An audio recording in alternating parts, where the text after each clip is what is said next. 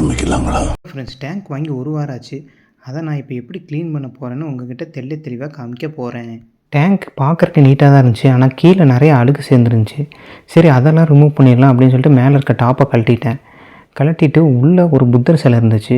அதை அப்படியே எடுத்து பார்த்தா அது மேலேயே கொஞ்சம் ஆல்கே ஃபார்ம் ஆயிருந்துச்சு.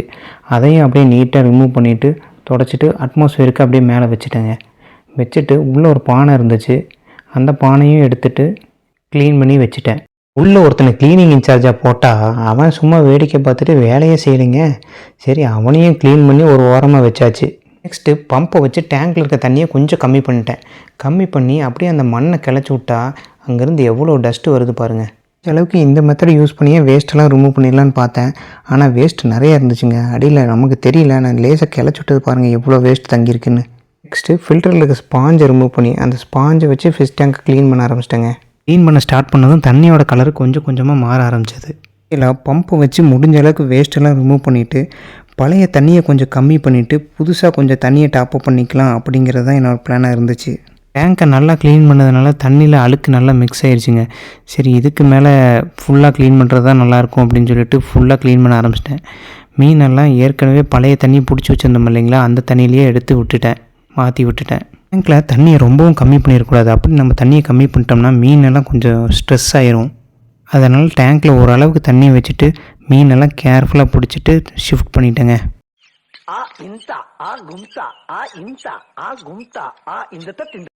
ப்ரோ ஒரு அளவுக்கு தான் ப்ரோ, எல்லாமே சும்மாலாம் நோண்ட கூடாது ப்ரோ.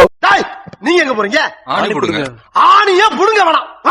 எல்லா மீனையும் ஷிஃப்ட் பண்ணதுக்கப்புறம் தண்ணியோட அளவு இன்னும் கொஞ்சம் கம்மி பண்ணி உள்ளே மண் கல்லெல்லாம் இருந்துச்சுங்க, அதெல்லாம் எடுத்து நல்லா க்ளீன் பண்ணி மறுபடியும் ரீஃபில் பண்ண ஆரம்பிச்சிட்டேன்.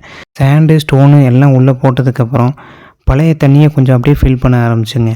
ஃபில் பண்ணிவிட்டு அதுக்கப்புறம் புது தண்ணியை கொஞ்சம் ஆட் பண்ணுங்கள். இந்த மாதிரி பாலித்தீன் பேப்பரை வச்சு ஆட் பண்ணால் தண்ணி கலங்காதும்பாங்க. ஆனால் நான் கொஞ்சம் பழைய தண்ணியை ஆட் பண்ணதுனால கொஞ்சம் கலங்கி தாங்க இருந்துச்சு தண்ணி.